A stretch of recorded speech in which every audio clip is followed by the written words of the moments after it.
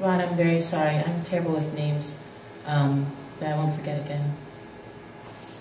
And thank you so much for having us in spite of our lateness. So, yeah. Okay, so I'm gonna read a little excerpt from a longer series of something that we won't really call anything, about these little boys that I knew when I was little. And I should just say to begin that we lived in this apartment building in Chicago, and there were 3 units, right? And then on one side there's another building with 3, on the other side of the building with 3. And all 3 of our houses share a yard. So even if I say I'm in my yard, then maybe, you know, there are other children whose yard it also is. And so I'll just say that. Okay. Always Mikey and Martin. Maybe I saw them apart once. In my mind, they were always together. I doubt I could have told you, seeing one apart from the other, which was which. They weren't twins. They were both pale, but still not quite white. Did they have a father?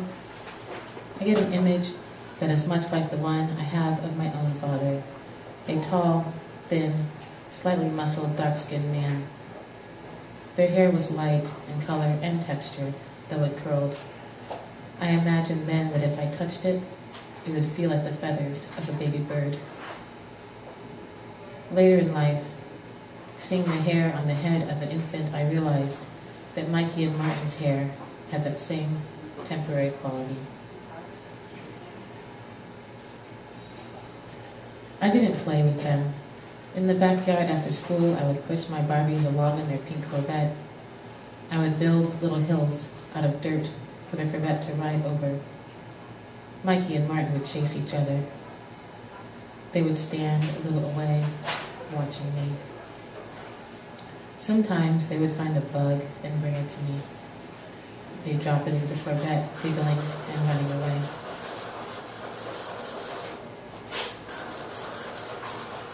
Mikey and Martin's mom was large.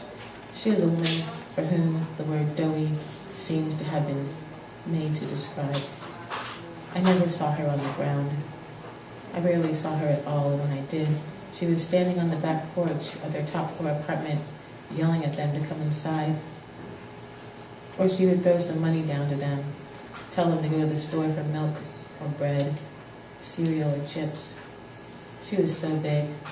I think there's a scene in that movie, Once Eating Gilbert Grape, where Gilbert Grape's mother has to be lifted from her home using some machine because she is too big to walk, or because she's dead, or both. I don't remember.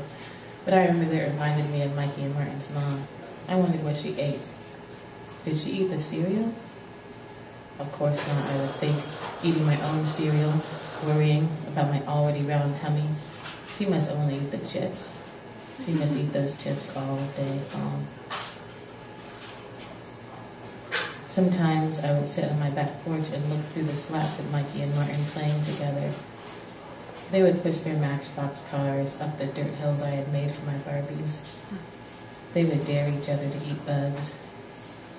They would sit Indian style across from each other, knees touching, sharing a small bag of Cheetos. Their hands and faces would stay orange for most of the day.